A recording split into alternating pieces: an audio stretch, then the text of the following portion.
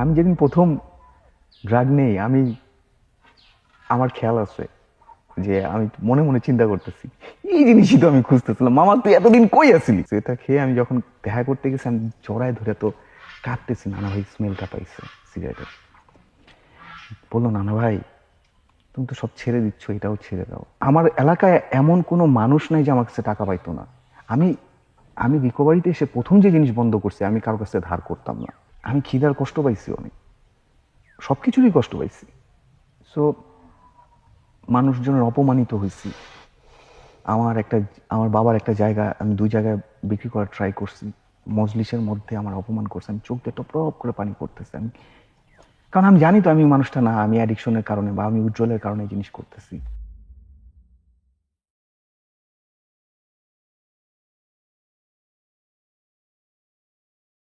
কি সুন্দর সকাল। হ্যাঁ, কফি বানান না ভাই, বসায় রাখছেন তো অনেকক্ষণ। তা এটা বললেই তো হয়, কয় বসায় রাখছেন অনেকক্ষণ। কফি খাওয়ানোর জন্যই তো আমি নিয়ে আসছি সবকিছু। বানান। তুষার ভাই, হ্যাঁ ভাই। আপনার সাথে তো পরিচয় কি 16-17 নাকি 15 দিকে বোধ হয়? 16-17 হবে। 16-17 শিশির ভাইয়ের। থ্যাঙ্কস টু শিশির ভাই, শিশির ভাই ওস্তাদ টাইপ মানুষ। কই জানি দেখা হয়েছিল ভাই? সেটি ভাবতেছি, আমি ভাবতেছি ওই সময়টা শিশির ভাই আমাদের কোন রেল লাইনের দিকে দেখা হয়েছিল না? Right right right. মানে তখন কি আমি আদিমের প্ল্যান করতেছি বা করি নাই নাকি? না না, আমরা আপনার স্কুলে গেছি ভাই, স্কুল দেখাইতে নিয়ে গেছিল। আচ্ছা আচ্ছা আচ্ছা, লাইব্রেরিতে। লাইব্রেরিতে গেছিলাম। হ্যাঁ হ্যাঁ। আপনি মানে পছন্দ করছিলেন, এটা অদ্ভুত লাগে সেই সময় তো। আপনার কার্যক্রমগুলি দেখা মনে হয়েছে মামায় পাগলা ডিসটা। না, আপনিও তো ডিস্টার্ব ভাই। আমি আপনার এই যে আপনার সাথে যখন পরিচয়, হ্যাঁ কিন্তু তার পেছনে আপনি পুরোই ভিন্ন, পুরোপুরি একদম আলাদা মানুষ, একটা মানুষ। হ্যাঁ। এবং সেই গল্প যখন আপনি বলছেন, স্পেশালি আপনি একদিন কথা বলছিলেন যে আমি কোনোদিন ভাবি নাই যে আমার একটা সংসার হবে, আমার একটা সন্তান হবে, এটা আপনি কোনোদিন ভাবেন না, এটা বলছেন। এইটা না আমার খুব, মানে আমি খুবই ইয়ে হয়েছি আর কি। এটা এখনো পর্যন্ত আপনি যখন আপনার অতীতের গল্পগুলো বলেন না, তখন আমি এখনো পর্যন্ত ধরেন অবাক হই, আমি বিশ্বাস করতে পারি না আসলে, বুঝছেন? তা আপনি মানে সেন্টার তো আপনার লাইফে একটা গুরুত্বপূর্ণ টার্নিং পয়েন্ট, সিদ্ধান্ত নেওয়াটা, তাই না? রাইট। আপনি সেন্টারটা কিভাবে শুরু করলেন ভাই, এইটা আপনি আমার একটু বলেন। ভাই একটা সময় হয়েছে কি যে অ্যাডিকশনে থাকার কারণে বাসা থেকে বের হয়ে যেতে হয়েছে। বাইরে ছিলাম দীর্ঘদিন। পরবর্তীতে যেটা হচ্ছে যে আমার কাছে মনে হয় যে সৃষ্টিকর্তা না নিজ হাতে আমার এই লাইফটা দিচ্ছে। কারণ আমার আর বেশি হলে 6 মাস বা 1 বছর বাঁচার কথা ছিল, সবাই তাই মানে ভাবতেছিল, বলতেছিল তো মারা যাব। সো এই জীবনে আর কোনো চাওয়া পাওয়া নাই। যেই জায়গা থেকে যে জায়গায় আসছি, আমার কাছে মনে হচ্ছে মানুষের জন্য কাজ করা উচিত, আমার মতো মানুষদের জন্য কাজ করা উচিত, যারা আসলে আটকায় আছে, যারা আসলে খারাপ না। না, আপনি আসলে এটা বিশ্বাস করে বলতেছেন? হ্যাঁ। এবং আমার কাছে মনে হয়েছে যে লাইফে তার কোনো চাওয়া পাওয়া থাকতে পারে না আমার। আমি কয়েকদিন পর মারা যেতাম, এটা বোনাস লাইফ দিছে। তাহলে মানে বাড়ি গাড়ি অনেক কিছু, না, এটা আপনি না। রিকভার হওয়ার পরে চিন্তা করছিলেন নাকি রিকভার যখন হচ্ছিলেন তখনই চিন্তা করছিলেন? আমি যখন পর্যন্ত অ্যাডিকশনে ছিলাম, আমি কখনো ভাবিই নাই যে আসলে আমার পক্ষে ভালো থাকা সম্ভব, বা একটা মানুষ ভালো থাকতে পারে, একটা মানুষ ভালো হইতে পারে, ড্রাগ ছাড়া থাকতে পারে, এটা চিন্তাতেই আসে নাই।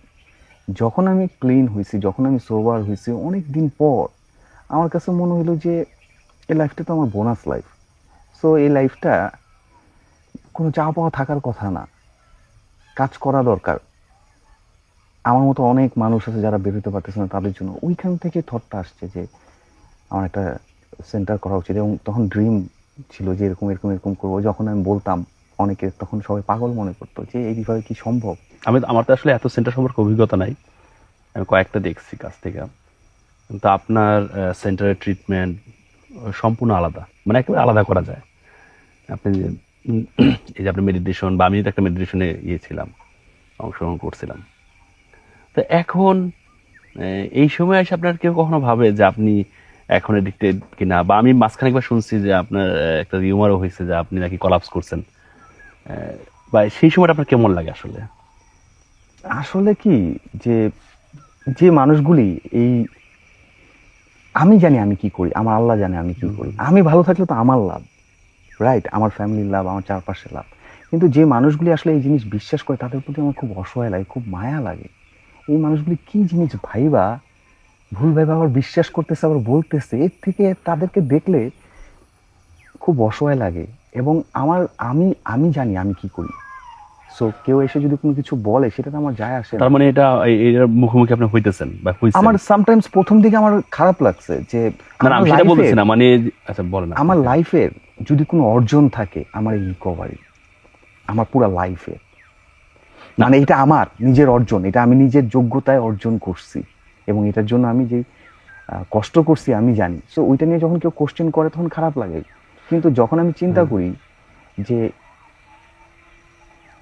আমাকে চিনেন, আপনি চিনেন কয় বছর, 10 বছর, আমি আমার চিনি কত বছর, কেউ কোনো কিছু বললেই কি ওই জিনিস ওরকম হয়ে যাবে? আরেকটা জিনিস হচ্ছে কি ভাই, আমি মনে করি সত্য জয় আছে, আসবে এটার রেজাল্ট।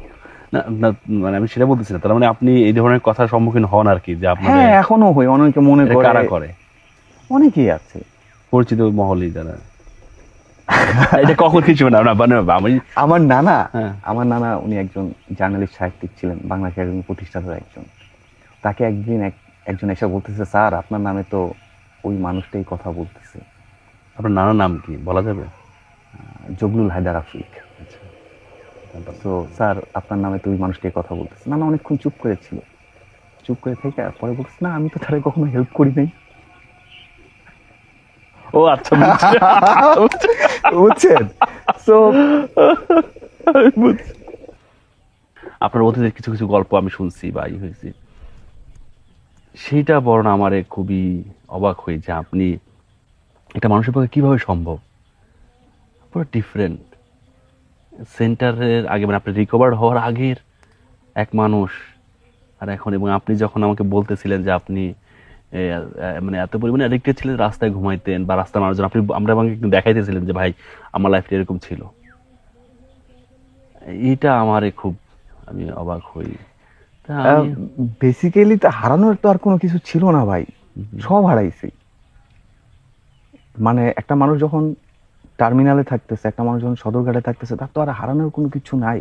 এই যে আপনার ভেতরে যে বোধ, আপনার ভেতরে যে উপলব্ধি, সেটাকে আর প্রভাব ফেলছে কিনা, বা আপনি আসলে কি সেই জিনিসটা তখন ভেতরে ছিলেন কিনা? আমি আসলে ধরেন যে আমার রিকভারি জার্নিতে আসার পরে যখন আমি ডিসাইড করলাম যে এই লাইফটা তো ধরেন যে পুরো বোনাস লাইফ, এই লাইফের কোনো চাওয়া পাওয়া নাই, তখন আমি খোঁজা শুরু করলাম কোন কোন জিনিস আমার জন্য ভাল লাগে।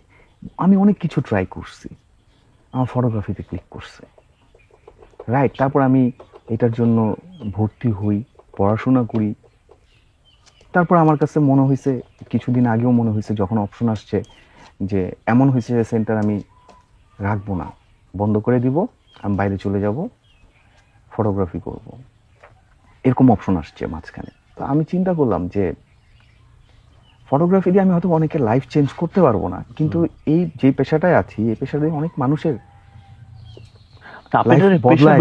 বলতেছেন হ্যাঁ বদলায় যায়। এবং আমি যখন দেখি একটা মানুষ চেঞ্জ হয়ে আসতেছে, একটা মানুষ ওইখান থেকে অ্যাডিকশন থেকে বাঁচা মানে পুরো ফ্যামিলিটা বাঁচা, ওই ফিলিংটা না, ওই মুহূর্তটা না আমার কাছে অদ্ভুত লাগে সবকিছুর উপরে। তখন আমি ডিসাইড করে আবার ব্যাক করলাম এই সেক্টরে। আপনি এটাকে পেশা বলতেছেন, কিন্তু আমি যতটুকু দেখছি যে আপনার সেন্টারটা না আপনার পেশা না, আপনার প্যাশন আসলে।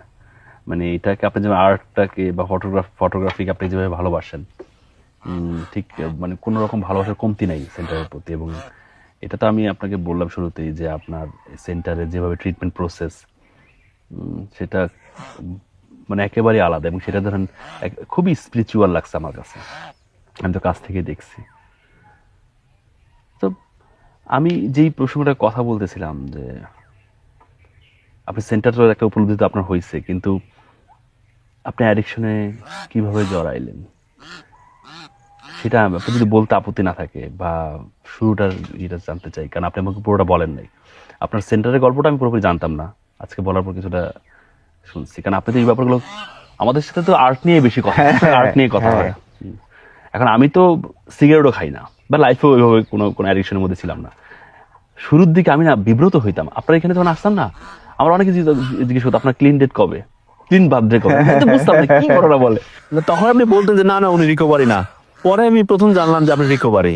এবং তারপরে আপনি আপনার ঘটনা, জীবনের লাইফের কিছু কিছু ঘটনা বলছেন, তারপর তো আপনাকে আমি আরেকভাবে আবিষ্কার করলাম বা বুঝতে পারলাম। এখন আপনি যদি আপনার আপত্তি না থাকে, বা এখানে আমি একেবারে পার্সোনাল জায়গায় যাব, আমি জানি না আপনি আমাকে কতটুকু ইয়ে করবেন, অ্যাক্সেস দিচ্ছেন। মানে আপনার বাবা মার মধ্যে সেপারেশন কি আপনার মধ্যে প্রভাব ফেলছে অ্যাডিকশনের জড়ানোর ক্ষেত্রে? আপনি কি ফিল করেন, আপনি কিভাবে ইয়ে করেন? না, আমার কাছে মনে হয় যে এটা তো আসলে তাদের ডিসিশন। হ্যাঁ, এটা তারা ভালো থাকতেছেন, এটা তাদের ডিসিশন। আপনার মেন্টালি কি হলো? আমি তো ধরেন আমি তো অ্যাডিকশনে যাইনি, মানে টঙ্গী থাকি, সেখানে মানে খুবই অ্যাভেলেবল, আমার সাথে অনেকেই অ্যাডিক্টেড হয়েছে, আমি দেখছি অনেকে ইয়ে হয়েছে, কিন্তু আমার তো এটা কখনো ইচ্ছা করে ভাই, বিষয়টা এরকম না। বিষয়টা হচ্ছে যে এটা তো একটা রোগ, অ্যাডিকশন একটা রোগ। ওকে, ধরেন যে আপনার অ্যালার্জি আছে, চিংড়ি মাছ খেলে আপনার অ্যালার্জি হয়, সবার কি হয়? আমার তো হয় না। না না, হ্যাঁ হ্যাঁ আমার হয়, ঠিক আছে, বুঝতে রাইট। পারছি। সো আপনি যখন চিংড়ি মাছ খাবেন তখন অ্যালার্জি হইতেছে। অ্যালার্জি হচ্ছে, হ্যাঁ। আমি যখন ড্রাগ নিব তখন আমার অ্যাডিকশনে এটা বাড়বে। মানে শুরুটার গল্পটা বলেন না, মানে আপনি শুরুটা সেটা ভাই, বলতেছি। শুরুটা কিভাবে হইলো আসলে? শুরুটা হয়ে যায়, আমি যেদিন প্রথম ড্রাগ নেই, আমার খেয়াল আছে যে আমি মনে মনে চিন্তা করতেছি, এই জিনিসই তো আমি খুঁজতেছিলাম। মামা তুই এতদিন কই আছিলি? তখন আপনি এজ বা আপনি কিসে আর পড়াশোনা তখন করতেন? আমি ছোটবেলার থেকেই খারাপ, আচ্ছা, মানে ভালো, সমাজ যেইটারে ভালো বলে। আপনি সেদিন বলতেছিলেন যে আপনি কি বাথরুমে বসে আপনি সিগারেট খাইতেছিলেন? হ্যাঁ, তো আমি অনেক ছোটবেলা থেকে সিগারেট খাই, এবং এটা আমার বাবার থেকে পাই। হ্যাঁ, আচ্ছা। আমার রোল মডেল আমার বাবা ছিল। তো যা করতাম আমি তাই কপি করতাম। আমার প্রথম সিগারেট তার ফেলে দেওয়া সিগারেট থেকে নেওয়া। এটা বলা উচিত না যদিও, তারপরে আমি বললাম। সো আমার বাবার দেখিনি আমি কখনো ড্রাগ নিতে, কিন্তু আমার বাবার মৃত্যু, এরপর আমি যে জায়গায় ছিলাম সেই জায়গা থেকে বের হয়ে আসা, বাবা যে জায়গায় রেখে গিয়েছে, সো এই সব কিছুর প্রভাবে আমি একটা সময় স্বাধীন ফিল করা শুরু করলাম।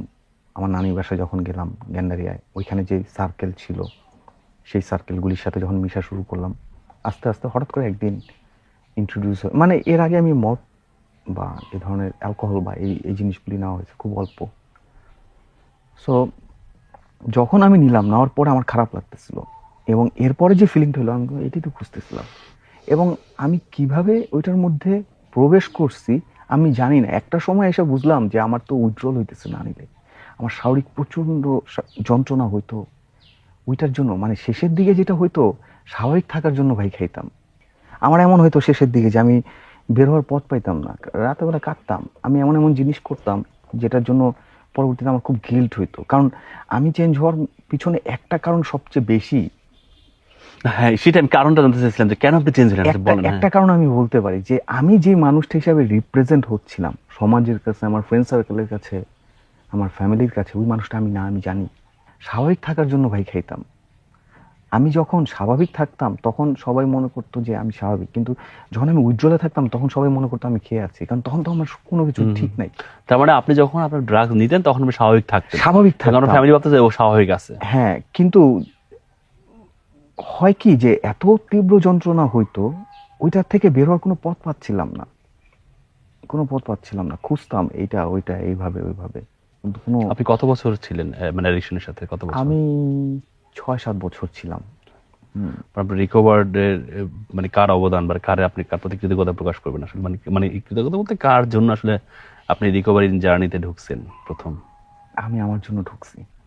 কি আপনাকে ইন্সপায়ার করছে? আমাকে অনেকে ইন্সপায়ার করছে। আজকে আমি যে জায়গায় দাঁড়িয়েছি, অনেক মানুষের অবদান, অনেক মানুষের।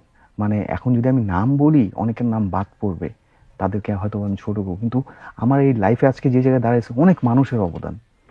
হ্যাঁ, সো প্রথম দিকে যদি বলি, আমার কাউন্সিলর ছিল রিজন ভাই। সে প্রথম সপ্তাহে আমার সাথে যখন দেখা হয়েছে, সে একটা কথা বলছে, কথা আমার ঘুরে গেছে।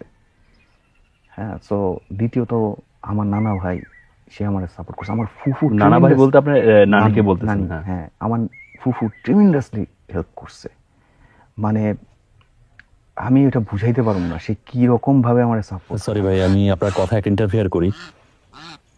আমি জানি যে আপনার নানা ভাইয়ের প্রতি অসম্ভব রকম ভালোবাসা আপনার। আপনি নানিকে দেখে গেছেন যে আপনি রিকভারি হয়েছেন? আমি সিগারেটটা ছাড়ছি তার জন্য, সে যখন আমার দেখতে আসছে আমার ট্রিটমেন্ট সেন্টারে, তখন Friday. আপনি সেন্টার ওপেন করছেন? হ্যাঁ, না না সেন্টার না, মানে আমি যে ট্রিটমেন্ট সেন্টারে ট্রিটমেন্ট নিয়েছি সেই ট্রিটমেন্ট সেন্টারে নানা ভাই গিয়েছে দেখতে। নানা ভাই তখন আমেরিকায় চলে যাচ্ছে, লাস্ট দেখা করে যাবে, তো আসছে। আর আমাদের ফ্রাইডে ছিল, ফ্রাইডে আমাদের সিঙ্গারা দিত, চা দিত, দুধ চা পেতাম, আবার সিগারেট পেতাম। সো সেটা খেয়ে আমি যখন দেখা করতে গেছি আমি জড়ায় ধরে তো কাঁদতেছি, নানা ভাই স্মেলটা পাইছে সিগারেটের। বললো, নানা ভাই তুমি তো সব ছেড়ে দিচ্ছ, এটাও ছেড়ে দাও। আমার কাছে মনে হইলো এই মানুষটা আমার লাইফে এত এত জিনিস করছে আমার জন্য, এত মানে আমার অ্যাডিকশনের সময় সে সম্পূর্ণ সাফার করছে। হ্যাঁ, সো এই মানুষটা এই সামান্য একটা জিনিস চাইছে, আমি দিব না? আমি প্রথমবার পাই না, দ্বিতীয়বার পাই না, তৃতীয়বার আমি পারছি, এবং সেটা দেখে গেছে, সেটা দেখে গেছে। আপনার নানা ভাই কি দেখে গেছে যে আপনি সেন্টার করছেন, বিয়ে করছেন?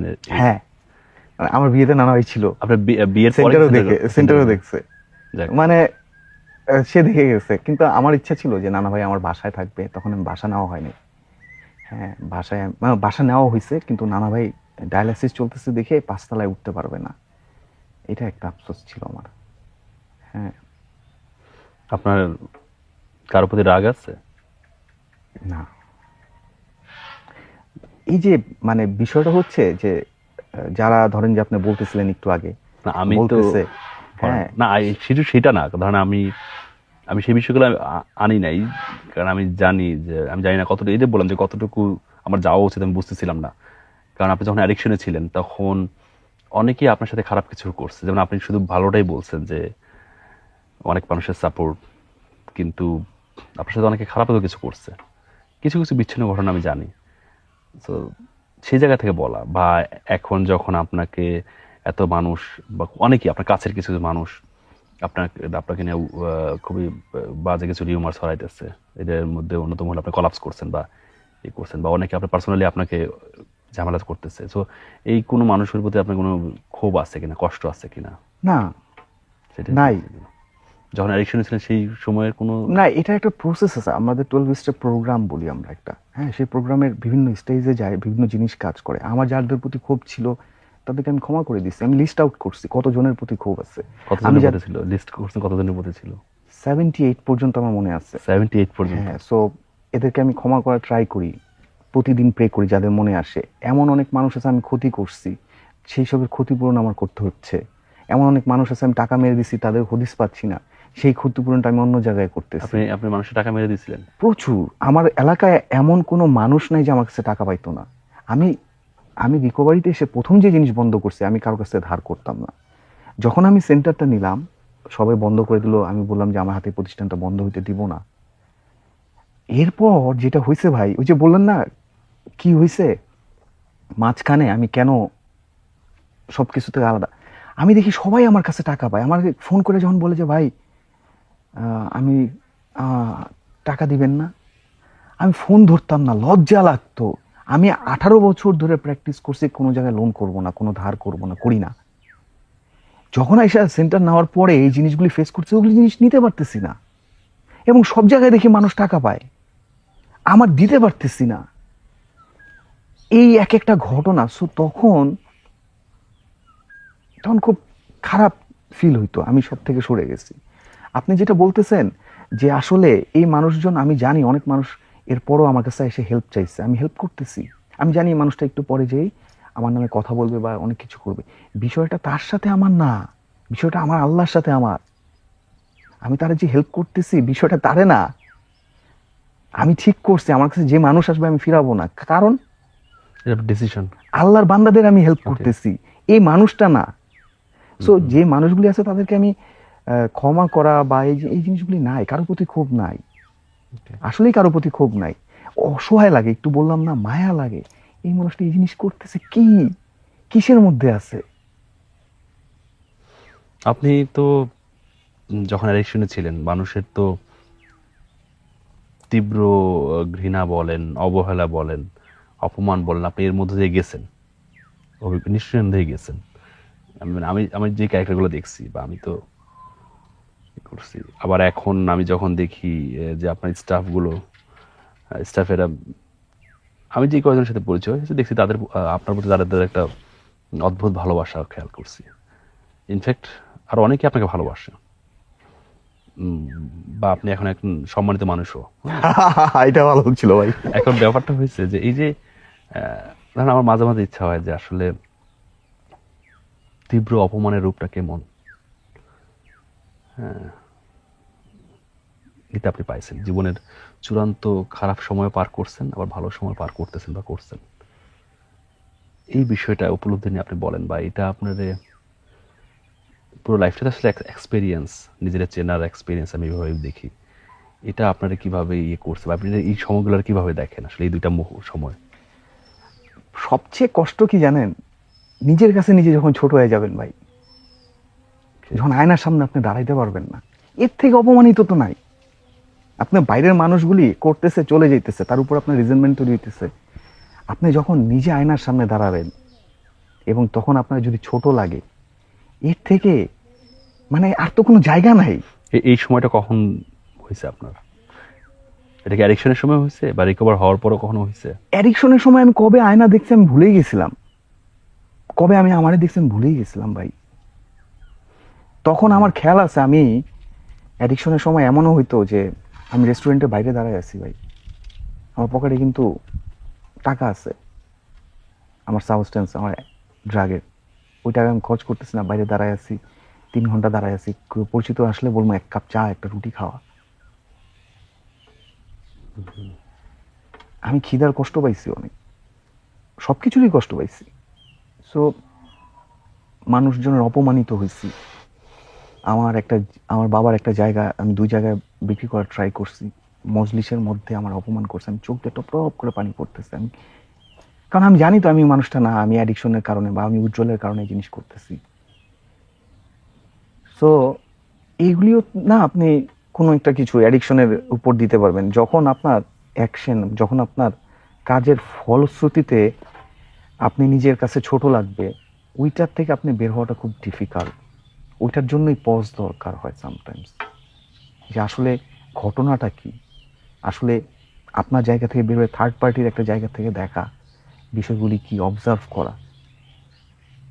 এবং ওই জিনিসটা আবার চেঞ্জ করে দিচ্ছে আমার লাইফটাকে। আপনি খেয়াল করে দেখেন লাস্ট 1 বছর আগের আমি আর এখনকার আমি, অনেক চেঞ্জ। কারণ আমি বুঝতে পারছি যে আমার আসলে সমস্যাগুলি কি। অ্যাডিকশন একটা ডিজিজ, আমি সাবস্টেন্স নেওয়া বন্ধ করে দিছি, কিন্তু এটা অন্য ফর্ম দিয়ে বাইর হবে। এটা সবচেয়ে কানিং, সবচেয়ে পাওয়ারফুল, সবচেয়ে ম্যানিপুলেটিভ। ও আমার পিছন থেকে প্লে করে। আমি সিগারেট বন্ধ করে দিচ্ছি, কিন্তু অন্য অন্য জায়গা দিয়ে তো বেরোচ্ছে। আমার চারিত্রিক, আমার চিন্তা ভাবনা, আমার অন্যান্য অ্যাটিটিউড। যখন আপনি যখন আপনি ওটারে না জানবেন, আমার লাইফ চেঞ্জ করছে আমার 12 স্টেপ। আমি যখন ওই প্রসেসে গেছি, আমি দেখছি যে আমি আসলে মালটা কি। আয়নার সামনে দাঁড়াইতে আমার ভয় লাগে না, কারোর সামনে দাঁড়াইতে ভয় লাগে না। আমি জানি আমি কি, কে কি করলো কে কি করলো না, it doesn't matter for me. Important it's আমি কি করলাম, এইটা আমার কাছে অনেক ইম্পর্টেন্ট। আমি তো পৃথিবীর কোনো কিছুই নিয়ন্ত্রণ করতে পারবো না। কে এসে আমার গালি দিবে, কে এসে আমার খারাপ ব্যবহার করবে, কে আমার প্রশংসা করবে, এটা আমি ঠিক করতে পারি না। কিন্তু আমি ঠিক করতে পারি যে আমি কি করব, এবং ওই বিষয়ে ক্লিয়ার হওয়াটা দরকার। এবং ওই প্রসেসে যখন আমি গিয়েছি, আমার কাউন্সিলর, আমার স্পন্সর, আমার মানে যে মানুষগুলি, এই মানুষগুলি আমার জন্য অ্যাঞ্জেল ছিল, অ্যাঞ্জেল ছিল। এবং সবার সম্মিলিতভাবে যখন যার কাছে গেছি, হেল্প চাইছি, ভাই আই নিড হেল্প, আমি বাঁচতে চাই, এটা লাইফ না। এখন আমি জীবনে স্বাদ পাই, এখন আমি ফ্রিডমের স্বাদ পাই। এর আগেও পেয়েছি, কিন্তু ওইটা তো আমি ভাবতাম যে আমি করছি, দেখ আমি সিগারেট ছেড়ে দিচ্ছি, দেখ আমি খাই না, দেখ আমার সেন্টার আছে, আমি। এখন আর আমি নাই, সৃষ্টিকর্তা চাই দেখেই হয়। তার সাথে সম্পর্কটা আমার ভালো করতেছি, খুঁজি কিভাবে তার সাথে আরো সম্পর্ক ভালো করা যায়, কোন কাজটা করে। আমি যখন খারাপ সময় পড়ি, আমি বলি আল্লাহ, আমি তো কারো হেল্প মানে ক্ষতি করি না, আমি তো কারো, তুমি আমার কেন হেল্প করবা না। আমার কাছে মনে হয় ভাই, লাইফ ইজ এ চয়েস। এখন ভাই বিন্দাস আছি, খুবই ভালো আছি। এর থেকে আমি বলি, এর থেকে ভালো থাকা সম্ভব না। আমি যদি আজকে মারা যাই আমার কোনো আফসোস থাকবে না। আপনার সেন্টারের কি অবস্থা? আলহামদুলিল্লাহ ভালো। এটা সেন্টার এটা আমার ফ্যামিলি ভাই, ফ্যামিলি? এটা আমার ফ্যামিলি। আমি এখানে থাকি, এখানে ঘুমাই, যে মানুষজন আমার ভাই ব্রাদার। হ্যাঁ, আমার আসলে আমি জানি ভাই, আমার আমার দুইটা উইকনেস। আমি এক হচ্ছে বিজনেসম্যান না, আরেকটা হচ্ছে আমি এই সেক্টর প্রফেশনাল না। এবং এই দুইটাই আমার স্ট্রেংথ ভাই। যারা আসে তারা আমার মতো করে দেখি আমি তো ওর জায়গায় ছিলাম। আমি ওদের ভাই ব্রাদার হিসেবেই থাকতে চাই, এবং আমি এই জায়গাটায় বিজনেস করতে চাই না।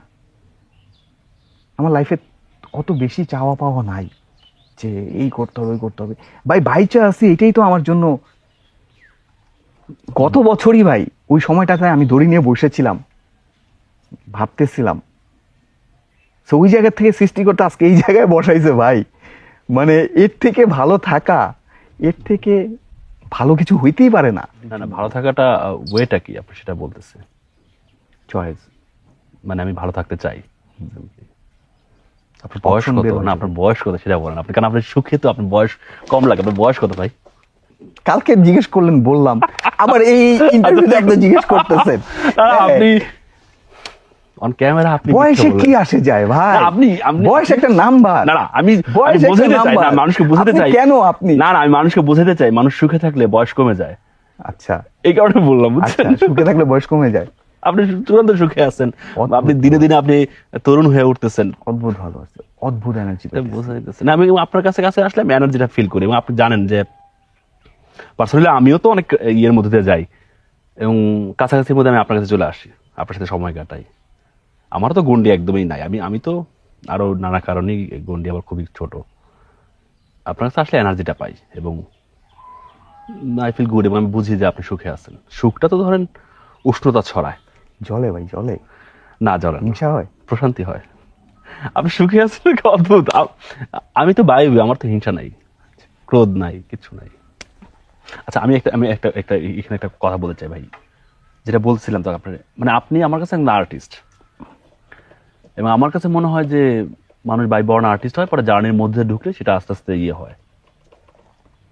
তাহলে কি আপনার মধ্যে কি এই সত্তাটা কাজ করতো যে মানুষ, কারণ আপনি যে আর্টিস্ট বা আপনি যে এত চমৎকার ছবি তোলেন, এত চমৎকার এখন, তো সেইটা মানে সেটাকে আপনি তখন তো এই ব্যাপারটা আপনার ভিতরে ছিল কিনা, যখন আপনি অ্যাডিকশনের মধ্যে ছিলেন, সেটা বলতেছে আর কি। মানে এই আর্ট ব্যাপারটা আপনি টের পাইতেন কিনা, মানে এটাই কি আপনাকে পার্থক্য করছে কিনা, যে আপনি যেটা বলতেছিলেন মাত্র যে আপনি যে মানুষটা ভেতরে ভেতরে আপনার ফ্যামিলি সেভাবে বা আপনার আশপাশের মানুষ সেভাবে দেখতেছে না। না, এটা অ্যাডিকশনের কারণে না, আমি যা যা অ্যাডিকশনের কারণে করতাম। সেটা বলতেছি যে হ্যাঁ। মানে এই যে আপনার ভেতরে যে বোধ, আপনার ভেতরে যে উপলব্ধি, সেটাকে আর্ট প্রভাব ফেলছে কিনা, বা আপনি আসলে কি সেই জিনিসটা তখন না, ভেতরে ছিলেন কিনা? আমি আসলে ধরেন যে আমার রিকভারি জার্নিতে আসার পরে যখন আমি ডিসাইড করলাম যে এই লাইফটা তো ধরেন যে পুরো বোনাস লাইফ, এই লাইফের কোনো চাওয়া পাওয়া নাই। এই যে আপনার সেন্টার কত 17-18 বছর, কত বছর, 13 বছর? 13 বছর। 13 বছর। এই 13 বছরের জার্নিটা কেমন, বা কি, মানে এমন কখনো আপনার মনে হয় না যে কি করতেছি বা হইতেছে না? সেন্টার করলাম, সেন্টার করার পর একটা সময় আমার কাছে মনে হইলো যে এইটা তো পৈতৃক সম্পত্তির মতো পেলাম আমি রিকভারি, যার কারণে আমি সেন্টার করতেছি। অনেক মানুষের মানে থাকে না ওই রকম। তাহলে আমি যদি স্বাভাবিক একটা মানুষ থাকতাম, আমার কোন জায়গাটা থাকতো? মানে ধরেন যে আমরা শুরু করছি মাত্র 2500 square, 1400 square feet, right, 1400 square feet. এখন সেটা 10,500 স্কোয়ার ফিট। না, এমন কখনো মনে হইতেছে না যে আপনি তো একটা, আমি যে জায়গা থেকে প্রশ্ন করা, ধরেন আমাদের যে স্কুল সেটা ধরেন আমাদের বিশ্ববিদ্যালয় আপনার 12 বছর, আপনি তার 1 বছর আগে শুরু করছেন, এবং আমার অনেক সময় মনে হয়েছে যে কি যেই প্রত্যাশা নিয়ে বা যে ভিতরে তো একটা ইয়ে থাকে, যেমন আপনি বললেন যে আসলে আমার মতো যারা পরিস্থিতির মধ্যে যাইতেছিল তাদেরকে হেল্প করবার বা তাদের জন্য কিছু করার ইয়ে থেকে, চিন্তা থেকে আপনার ইয়ে করা, আপনার এই যে ট্রিটমেন্ট প্রসেস পুরো আলাদা একটা বিষয়, মানুষজন এটা বুঝতেছে না, কানেক্ট করতেছে না, এইগুলো ব্যাপার ঘটছে কিনা আপনার ভিতরে সেটা বলতেছে। আমাদের প্রতি বছরই প্রোগ্রাম চেঞ্জ হয়, একই প্রোগ্রাম থাকে না। আজকে আমরা যে জায়গায় আসছি 13 বছরের ফসল। আমার কাছে মনে হয় আমাদের এই ট্রিটমেন্টটা বাইরের থেকে আসছে, আমাদের এই অঞ্চলের জন্য আমাদের একটা ট্রিটমেন্ট প্রসিডিউর ঠিক করা দরকার। কারণ এটার সাথে আপনার সমাজ জড়িত, এটার সাথে অর্থনীতি জড়িত, এটার সাথে ব্যক্তি জড়িত। সো যেটা হচ্ছে, আমার এটা মনে হয়েছে গত বছর, যে এই যে আমি 19 বছর ধরে আমি এই সেক্টরেই কাজ করতেছি এবং এই মানুষজন এই জিনিসগুলি বলতেছে, আমার কাছে মনে হয়েছে যে এই শ্রমটা আমার বৃথা। আমার কাছে একটা সময় মনে হয়েছে এই সেক্টরে না করে কাজ করে যদি আমি অন্য কোনো জায়গায় কাজ করতাম, এর থেকে অনেক ভালো সাকসেস পাইতাম। হ্যাঁ, আমি লাস্ট 2 বছরে যেসব সাফারিং এর মধ্যে দিয়ে গেছি, আমার ফ্ল্যাট সেল করে দিছি এই প্রতিষ্ঠানের জন্য, টিকায় রাখার জন্য। সো যখন দেখি যে মানুষজন, একটু কথাটা ক্লিয়ার করছে, মানে যখন ওই যে সেন্টারটা বন্ধ হয়ে যাওয়ার অবস্থা তৈরি হলো আপনাদের পার্টনারদের সাথে, আপনার হলো, তখন আপনি ফ্ল্যাট সেল করছিলেন আর কি? না, তখনও হয় নাই। আচ্ছা। এর পরবর্তীতে যখন দেখতেছি যে আমি এই প্রসেসের সাথে আমি অনেকদিন গ্যাপ ছিলাম, আমি ফটোগ্রাফি করতেছিলাম, যার কারণে আমি অত বেশি জড়িত ছিলাম না। আমি আমার পুরা জিনিস চেঞ্জ করতেছিলাম। আমি সেন্টার থাকবে, বাট আমার প্রফেশন হিসাবে আমি অ্যাজ এ ডকুমেন্টারি ফটোগ্রাফার হিসাবে দেখাতে চাচ্ছিলাম। সো দ্যাটস ওয়াই দেখা গেছে সময় কম দেওয়া হইতো। এবং পরবর্তীতে যখন আমি নিলাম, তখন পুরা জিনিসটা যখন আমি একা নিলাম, ইমোশনালি রাগে কারণে যে একা নিয়ে নিলাম, যে না আমিই করব, আমার হাতে করা প্রতিষ্ঠান বন্ধ হইতে দিব না। মানে এটার সাথে আমার সুস্থতা, এটার সাথে আমার বেড়ে ওঠাও তো। এরপর যখন একটার পর একজন স্টাফ চলে যাইতেছে, এই হইতেছে, ক্লায়েন্ট নাই, আমিও ডিল করতে পারতেছি না, তখন পুরা বাজে সিচুয়েশন। পরে আমি ফ্ল্যাট করতে হয়েছে। এগুলি নিয়ে কোনো আফসোস নেই, আমার প্রতিষ্ঠানটা টিকে থাকে, এটা আমি চাই। আপনি একটা সুন্দর কথা বলছেন তখন, যেটা আমি কোট করছি আসলে, যেটা হচ্ছে যে আপনি বললেন যে আমাদের এই রিহ্যাব সেন্টারে যে ট্রিটমেন্টটা বাইরে থেকে আসছে, কিন্তু আপনার উপলব্ধি হয়েছে যে এই অঞ্চলের ট্রিটমেন্টটা কেমন হওয়া উচিত। কারণ এই অঞ্চলের আমাদের কালচার আলাদা, আমাদের অর্থনীতি জড়িত বললেন, আমাদের খাদ্যাভ্যাস ব্যাপার আছে, সবকিছু মিলে আসলে সেই জায়গা থেকে আপনি ভাবছেন, এটা আমার কাছে খুব ইন্টারেস্টিং লাগছে। না, আমার কাছে মনে হয় যে ফুডটা অনেক ইম্পর্টেন্ট। আমি দেখা গেছে যে ডোপামিন ফুড যেগুলিতে বেশি রিলিজ করে সেগুলি আমি খাওয়ানোর চেষ্টা করি, তো ডোপামিন অটো রিলিজ হয়, জেনারেট হবে। সো ইটস নট অ্যাবাউট যে আমি আইনে আটকায় রেখে দিতেছি তাহলে হয়ে যাবে। সেটাই আপনি তো সেটাই আটকে রাখতেছি সেটা না, অনেক জায়গাতে তাই দেখি আটকে রাখে বা ইয়ে করে।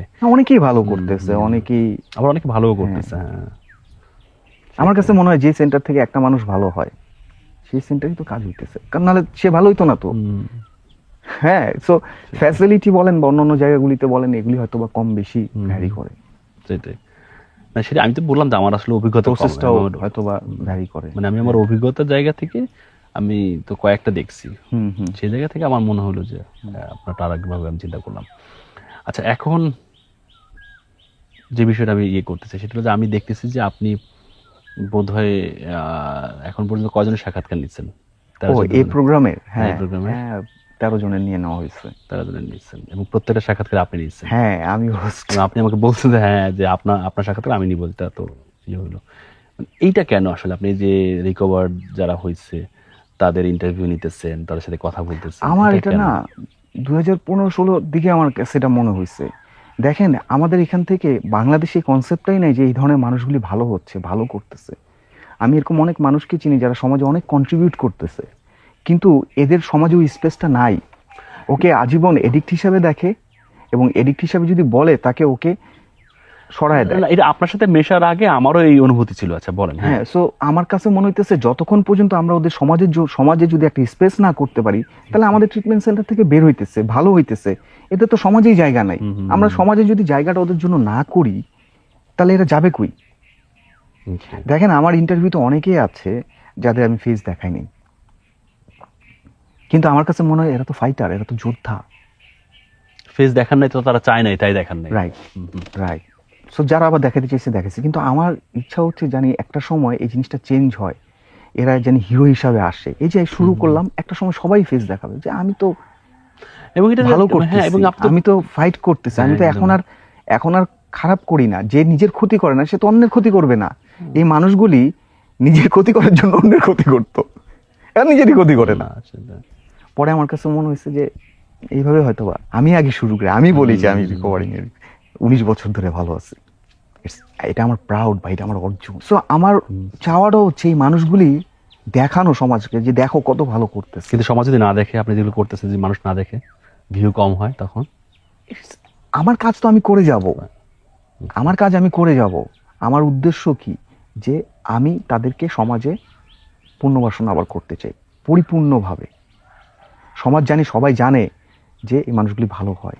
এখন কে দেখবে কে দেখবে না, এটা তো ভাই আমি ঠিক করতে পারি না, আমি তো এটা করতে পারি। যদিও জানি যে দ্যার ইজ নো টুমোরো, অবসর একটা কথা, তারপরও ধরেন আমরা জানতে চাই যে টুমোরোতে আপনার কি প্ল্যান, ভবিষ্যতে আপনার কি প্ল্যান আসলে? ভাই আমি স্বপ্নতে বাঁচি। ওকে, আমি কখন সবচেয়ে হ্যাপি থাকি জানি, স্বপ্ন দেখি। জেগে জেগে স্বপ্ন দেখেন না ঘুমায়া? দোনোটাই। আচ্ছা, দোনোটাই। মানে কোন স্বপ্নটা বেশি ভালো লাগে, জেগে থেকে স্বপ্নই তো? আচ্ছা, এবং এটা এক ধরনের ভালো অনুভূতি দেয়। আমি চাই আমার প্রতিষ্ঠানটা, আমার সেন্টারটা এমন হবে যেখানে কোনো তালা থাকবে না ভাই। তালা থাকবে না? না, আমরা এখন নিয়ে আসি অনেককে, কিন্তু আমি জানি যে এটা জোর করে করানো হইতেছে। বা আমি চাই না একটা ফ্যামিলির থেকে এভাবে একটা মানুষকে নিয়ে আসা। আমি চাই যে ও নিজের থেকে আসুক, ও নিজের থেকে আসুক। ওই স্পেসটা আমরা তৈরি করার ট্রাই করতেছি। আমাদের অনেক লিমিটেশন আছে। ওই জিনিস যদি আমি দিতে পারি যে দেখো এই জিনিস হবে, তুমি যদি চাও তুমি আসতে পারো। আমি চাই একটা সময় সে নিজের জন্য আসুক, সেটা প্রতিষ্ঠানে কোনো তালা থাকবে না। আটকায় রেখে জোর করে কাউকে চেঞ্জ করানো সম্ভব না। আমি জানি এই কথা বলতেছি, এটা অনেকের কাছে ফানি লাগবে, বাট এটা সম্ভব, আমি বিলিভ করি। ভাই এই মানুষগুলি পাগল না। আপনি যদি কাউরে হেল্প করতে চান, সে হেল্প কেন নিবে না? তাহলে রাইট ওয়েতে আমরা করতেছি না। প্রথমেই তো আমাদের তারা দেখা যায় যে সম্পর্কটা খারাপ হয় যখন তাদেরকে জোর করে নিয়ে আসি। এই যে আপনি কথা বলতেছেন, এই যে আপনি মানুষজনের ইন্টারভিউ নিতেছেন, এক এক করে এগুলো আবার করবেন, আপনি বলতেছেন যে এটা ট্যাবু ভাঙার জন্য আপনি করতেছেন।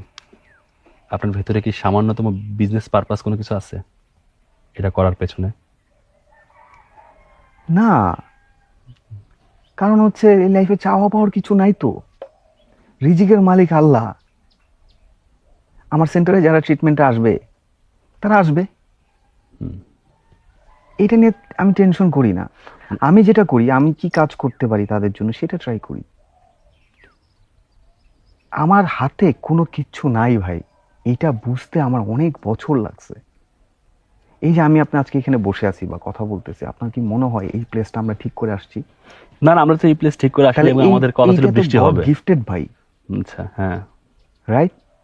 সো আমার হাতে তো কিচ্ছু নাই, তখনই ম্যাজিক হয় যখন আমি তার উপর ছেড়ে দিই, ওকে, যখন সে আমার গাইডেন্স নিয়ে রাখে। রাইট। সো সে যখন দেয় সেটা আনলিমিটেড হয়। বিজনেস করে আমি কইরে কোনো কিছু করার নাই। আনলিমিটেডের সাথে যেটা পাবেন, আপনি হ্যাপিনেস পাবেন, খুব ভালো থাকবেন। আপনার অনেক টাকা হইলো, অনেক কিছু হইলো, কিন্তু আপনি হ্যাপিই না। বা আমার অনেক টাকা হইলো, অনেক কিছু হইলো, আমি হ্যাপি না, বা আমি অ্যাডিকশনে আছি, লাভ কি? তো এখন আপনি দেখেই বোঝা যায় আপনি সুখে আছেন। আমি আসলে কিভাবে বলি যে আপনাকে, আপনি কেমন আছেন এটা বলতে পারতেছেন না, কারণ আমি ভাই দেখতেছি এর আপনি থেকে, আমি এর আগেও সুখে বলছি, আছেন। এর থেকে ভালো থাকা সম্ভব না। Okay. আমি এইখানেই থাকতে চাই। আমি জানি যে আমার শেষটা কিভাবে হবে, বুঝি, জানি না তো, বুঝি সৃষ্টিকর্তা আমার জন্য ভালো কিছুই রাখছে। এরপর তার কথা থাকে না। হ্যাঁ, আই এম সো গ্রেটফুল ভাই। আমি যে অ্যাডিকশনে ছিলাম এটার জন্য আমি খুব গ্রেটফুল। নাহলে আজকে এই জায়গাটা থাকতাম না, এই জিনিস হইতো না, এই ফিলিংয়ের মধ্যে দিয়ে যেতাম না। আমি আমাকে চিনতে পারছি, আমি আমাকে নিয়ে কাজ করতে পারি। আমি পড়ে গেলে আবার, কোথাও থেমে গেলে আবার শুরু করতে পারি। এই স্ট্রেংথ, এই সাহস, এই উচ্ছ্বাস, এই উদ্দীপনা এই জার্নিতে না আসলে আমি ভাই পাইতাম না। তা আমি তো আসলে হ্যাঁ, এই প্রোগ্রামটা আসলে ধরেন ফর্মালি শেষ করারও না, এটা শেষ বলা তো কিছু না, এটা বললেন জার্নি, তো ফর্মালি শেষও করতে পারতেছি না। আমি তো কখনোই এমন প্রোগ্রামে মানে এমন কখনো আমার হোস্ট হতে হবে বা করতে হবে, এটা তো ভাবিও নাই, বা এটা কখনো করবো না, ইচ্ছাও নাই, সেকেন্ড টাইম কখনো হবে না। এখন আপনার সাথে তো হওয়া না হওয়ার কোনো সম্পর্ক নাই, দুইটা তো উপলব্ধি একটা, মানে আপনার সাথে আমার একটা উপলব্ধির ব্যাপার। সে জায়গা থেকে ধরেন আপনি যখন বলছেন সেখানে না বলা বা বলা এরকম কিছু না, বরং আমার কাছে মনে হয়েছে যে আপনিও তো আমার লাইফে নানান সময় কন্ট্রিবিউট করছেন এবং নানান উপায়ে। সেই কন্ট্রিবিউশন তো অর্থ কন্ট্রিবিউশন না, সময় তো একটা সবচেয়ে বড় কন্ট্রিবিউশন। আপনি যে আমার কথা শুনতেছেন, আজকে আমি আপনার কথা শুনলাম, এই তো। আপনার সাথে পরিচয় হওয়ার পরেও আপনার লাইফে একটা বিচ্ছিন্ন ঘটনা ঘটছে, এবং যেটা আপনার মেজর ঘটনায় আসলে